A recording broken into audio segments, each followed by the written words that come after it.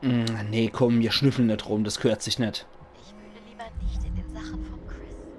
Oh, der Schmetterlingseffekt erscheint, wenn deine Handlungen die Geschichte des Spiels verändert haben. Sam! Oh nee, da schieße ich auf den Sack. Ums Verrecken erschieße ich doch jetzt das Eichhörnchen. Hey, Scharfschütze, bist du angekommen? Schmetterlingseffekt. Zieh's dir rein, nur zu. Okay. Verdammte Scheiße!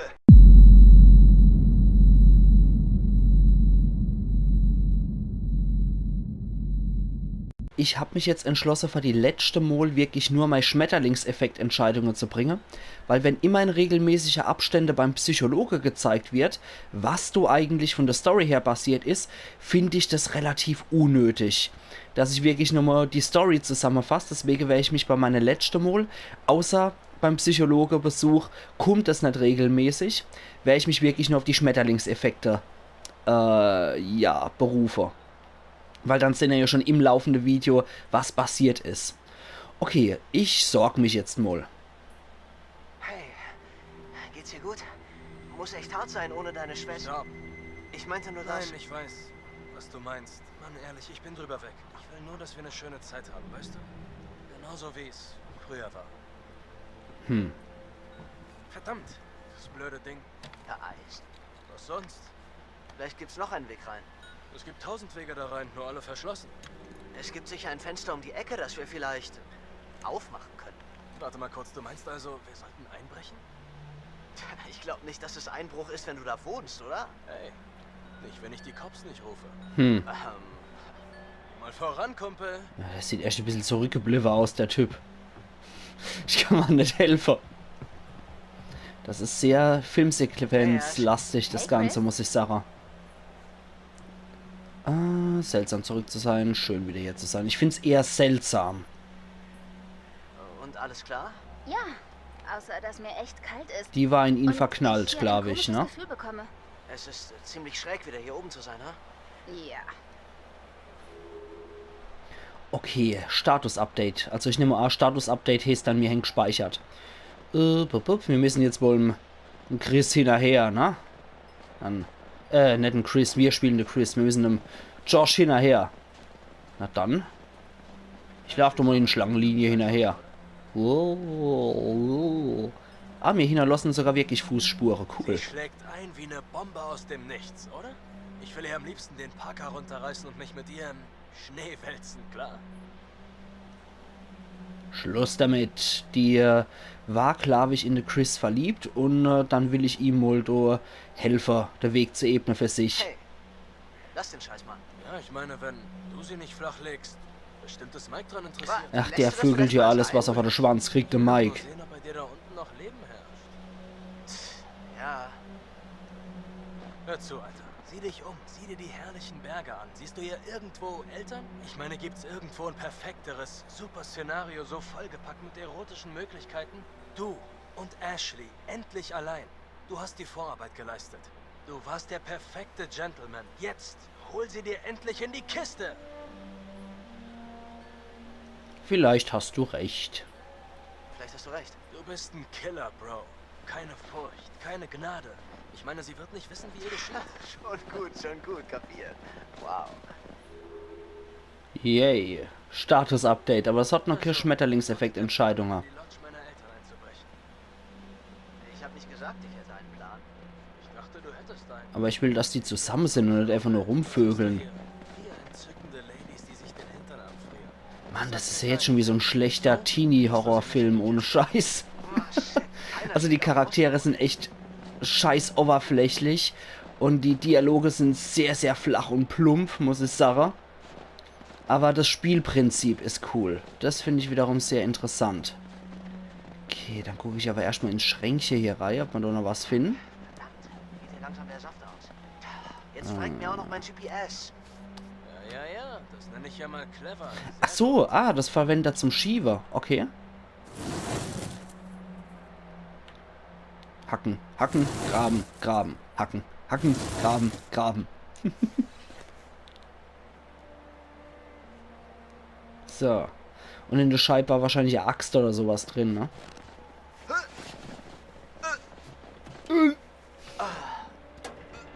das hat ihm geklungen, als wäre er gerade auf dem Scheißhaus gewesen und hätte ordentlich ihn abgedrückt.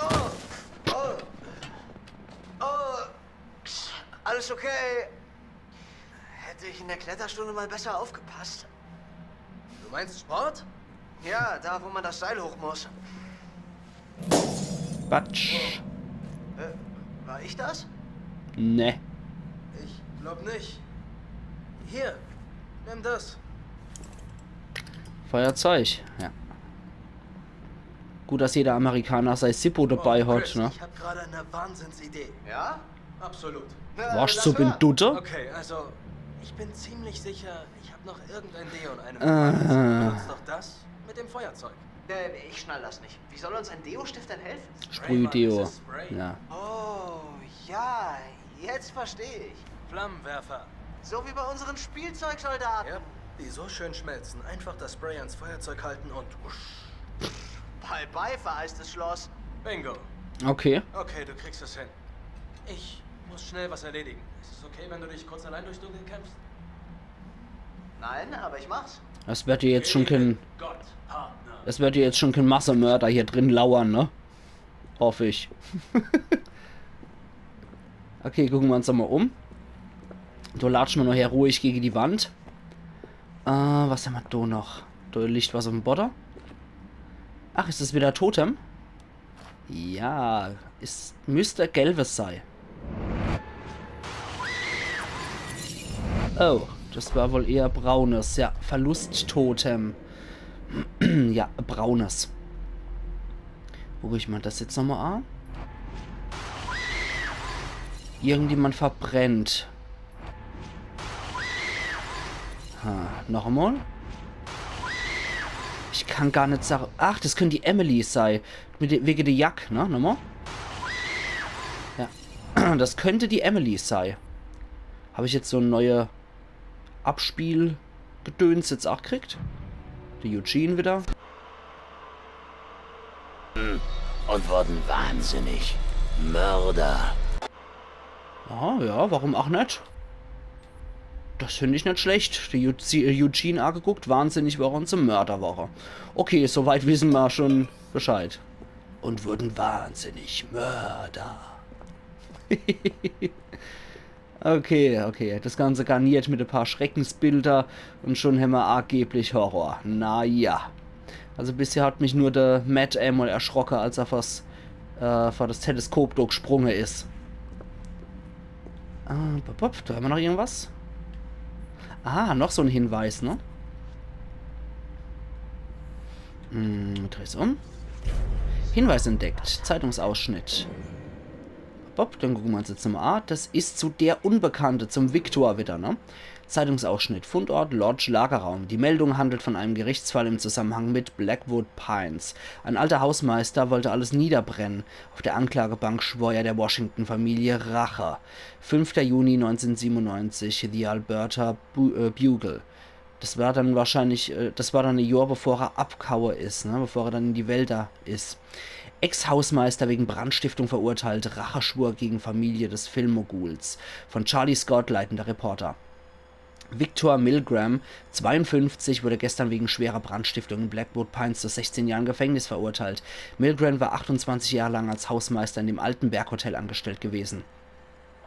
Er wurde jedoch entlassen, als Hollywood-Produzent Bob Washington das Anwesen kaufte.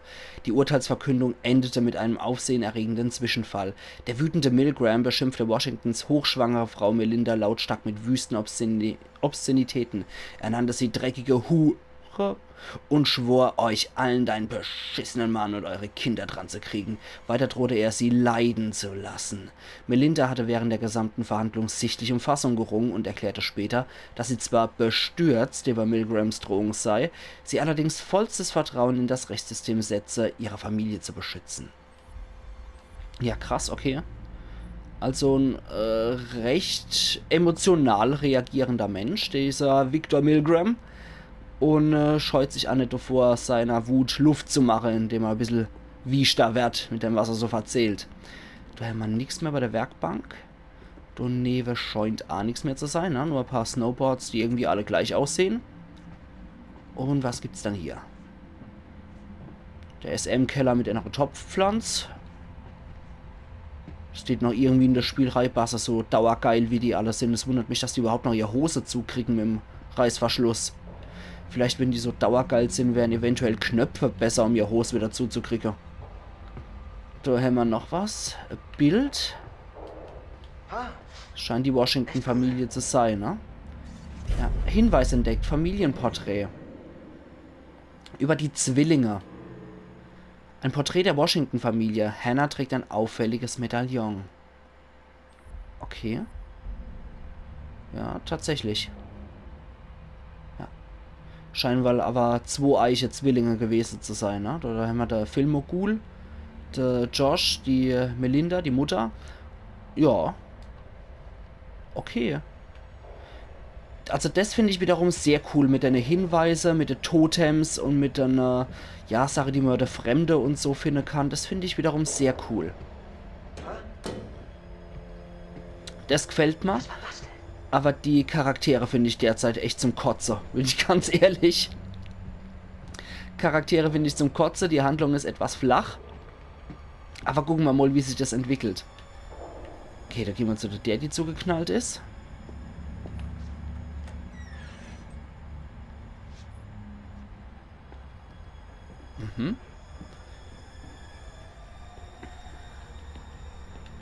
Ah, das Gemälde. Das Gemälde würde ich mir gerne angucken. So, anscheinend muss ich kein Deo besorgen. Ich kann wohl, so wie es aussieht, auch einfach so die der von innen aufmachen. Das ist natürlich das Geschickteste, ne? Jetzt gehe ich da nochmal rein. Den Seitenraum.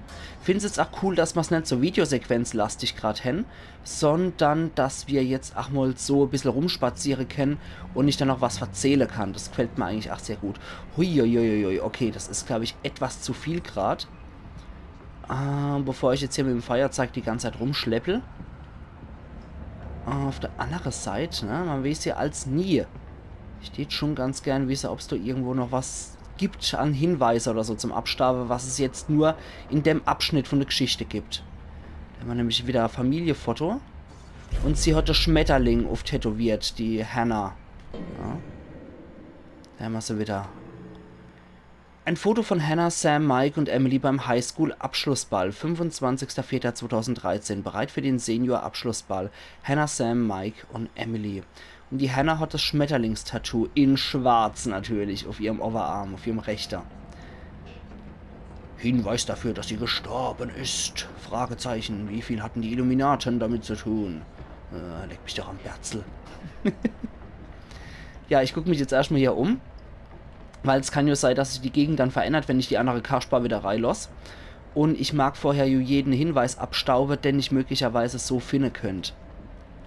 Und gerade die Totems finde ich unglaublich cool. Ich hoffe, dass du wirklich ein bisschen mehr Sache von amerikanischen Ureinwohnern sind, weil sowas finde ich immer sehr cool. Sowas gefällt mir auch sehr gut.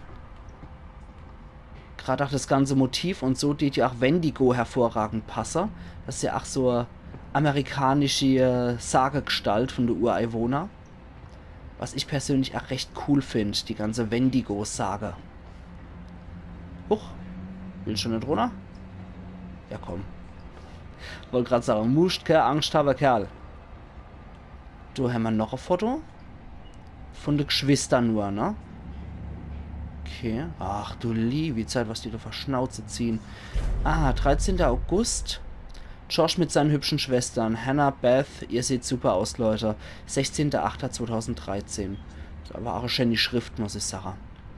Okay. Gut. Dann habe ich das auch entdeckt. Also anscheinend kann ich hier sehr viel über die Familie rausfinden, ne? Über die Zwillinge. Eine ganze Hinweisfotos. Eieieiei. Ich verliere noch wieder den Überblick vor lauter Arg. Ich weiß jetzt schon gar nicht mehr, wo ich entlang muss. Da war noch der, durch die ich hätte gehen können, ne? Ja, okay. Wie zu erwarten war, ist es wahrscheinlich alles verschlossen. Du gingst zum Cinema Room, zum Kinoraum rein.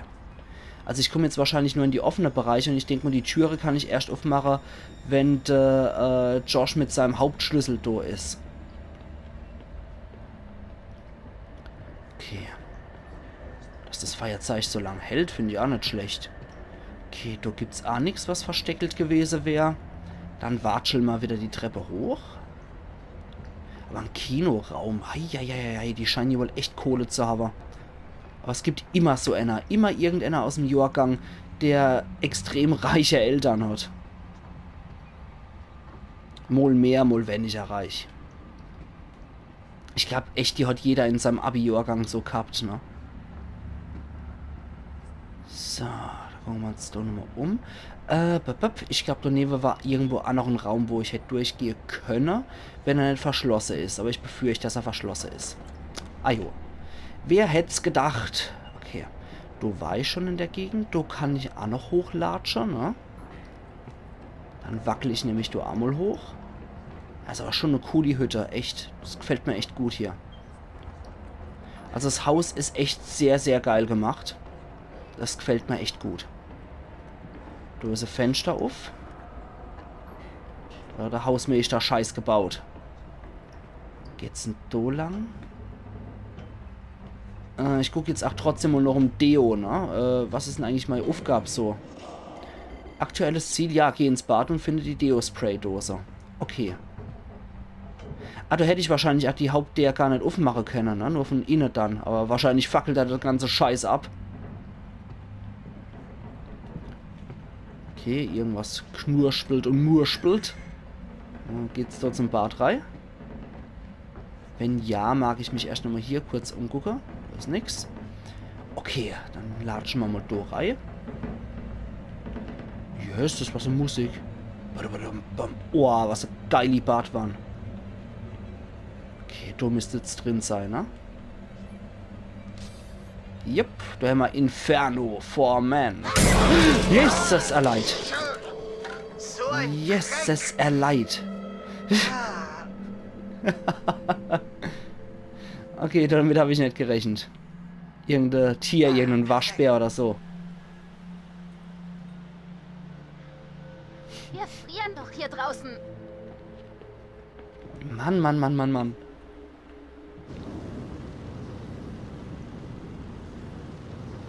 Okay, fackel aber die der nicht ab. Ja. Und dich selber auch nicht. Danke. Die Show läuft die ganze Woche. Shit! Mann, das Ding hat mich erschreckt. Was war das? Bist du okay? Das war ein Bär oder ein Tiger oder so. Irgendein Tiger, genau. Nur ein süßer kleiner Baby-Vielfraß. Baby. Keine Sorge, du wirst bald ein großer Junge sein. Okay, ein Vielfraß war es und kein Dachs oder Waschbär. Okay. Home sweet home. Schön. So würde ich das nicht ausdrücken. Oh mein Gott. Die Hütte ist echt geil. Drin zu sein, auch wenn sie irgendwie ziemlich eisig ist. Ich mach mal Feuer an. Hier hat sich ja kaum was verändert. Es war niemand hier oben. War nicht die Polizei ständig hier? Nein, in letzter Zeit war ja nicht viel los. Oh. Was geht, Party People? Ah, verreck in der Hölle.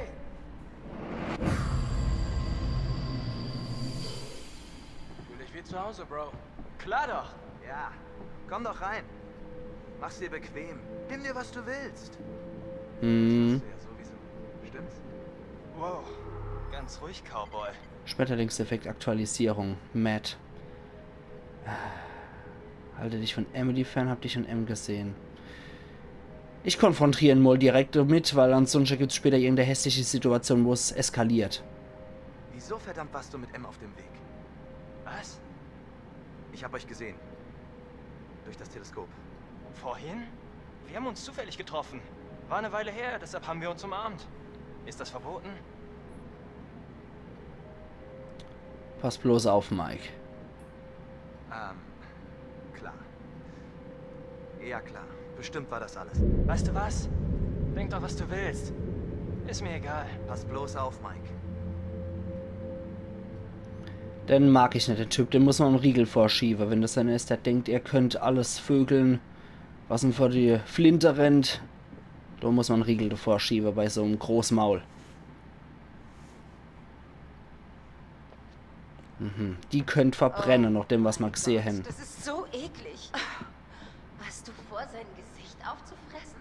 Im Ernst jetzt, durchschaubarer geht's ja bald nicht. Yes, das ist das eine unangenehme Person. Machen, Schätzchen. Entschuldige bitte. Hast du was gesagt? Oh, hast du mich nicht gehört? War deine Flittchenshow zu laut? Da ist wohl jemand verbittert, weil sie nicht landen konnte. Ja, ist ja auch wie beim Viehmarkt bei deinem Traumtypen. Glückwunsch zur schönsten Kuh. Nein, wie kreativ. Nennt Miss Homecoming eine Kuh. Komm runter. Komm schon. Nein, Schnauze, Matt. Halt dich da raus, du Trottel. Hey, pass auf. Ach, außer dir darf ihn keiner runtermachen. Gehört dein Spielzeug allein dir. Du bist so ein Miststück. Von mir aus. Es ist mir sowas von egal, was du denkst. Wenigstens kann ich denken. Jahrgangsbeste Einserzeugnis. Denk daran, wenn du den Chef vögelst, damit er dich einstellt. Er braucht Noten, wenn man schon alle natürlichen Vorzüge im Überfluss hat. Oh, bitte. Du könntest nicht mal schimmeliges Brot kaufen mit deinem dürren Arsch. Ach, ist das dein Ernst? Glaubst du, das ist eine Beleidigung? Das Flittchen ist auf Crack oder sowas. Gott, sind es unangenehme Personen. Vor allem die Emily ist extrem unangenehm. Emily, stopp! Das geht echt zu weit. Es gibt keinen Grund, sich so aufzuführen. Ja, warum streitest du dich um deinen Ex-Lover? Hört auf! Das ist nicht der Grund für unser Treffen. Das hilft uns nicht. Das ist nicht, was ich wollte. Okay, ehe wir uns nach 10 Minuten schon umbringen, brauchen wir vielleicht eine Pause, oder? Ja. Mike, sieh dir doch mal die Gästhütte an, von der ich dir erzählt habe. Ja, okay.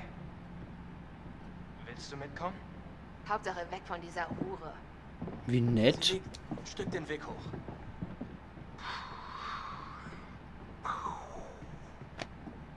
So viel dazu.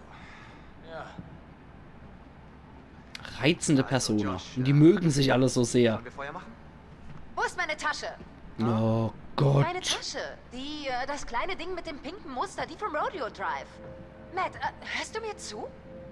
Oh mein Gott, weißt du das nicht mehr? Neben dem italienischen Schuhgeschäft, da gab's diese Stilettos und du hast das Regal umgeworfen. Ach du liebe Zeit. Sie hat doch nur nach meiner Teamjacke gefragt. Klar, weil sie echt abgefahren ist auf deine Designer-Teamjacke. Was hast du gegen meine Jacke? Matt, ich brauche meine Tasche. Oh mein Gott, vielleicht hast du sie nur vergessen? Glaubst du ernsthaft, ich vergesse meine Tasche? Also, Glaubst du es? Wie kann man da mit so einer zusammen sein, die Muss die sie ganze an Zeit nur derselben Station kotzt? vergessen haben. Komm mit, Schatz. Wir sind bald zurück. Ach du können wir uns Scheiße. aufwärmen? Ja, und zwar richtig warm. Okay. Na, dann gibt's dann Okay, später also. wütende Liebe. Mann, oh Meter.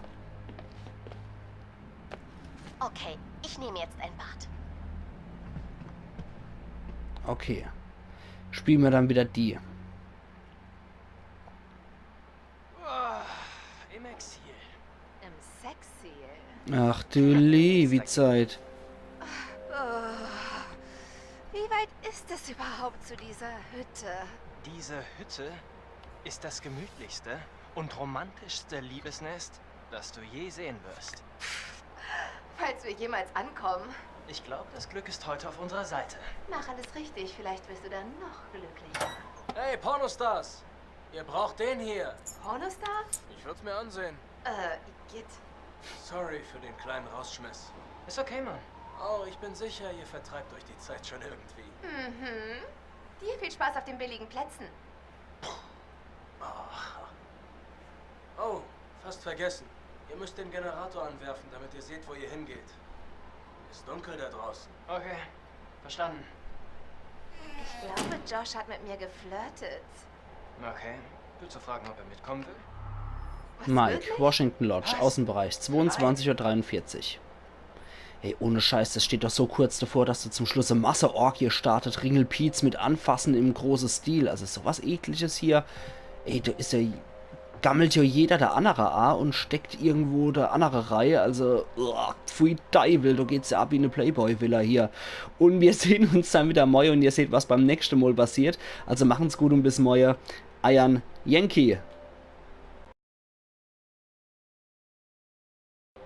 Okay. Na, dann gucken der Ramok gescheit und nicht wie's Hinkel, wenn's blitzt. Schieb die Lore weg, heroisch. Ich springe herunter. Wow, Mystisches Symbol. das hier. Will ich auch. Lass mal sehen. Wo ist er dann?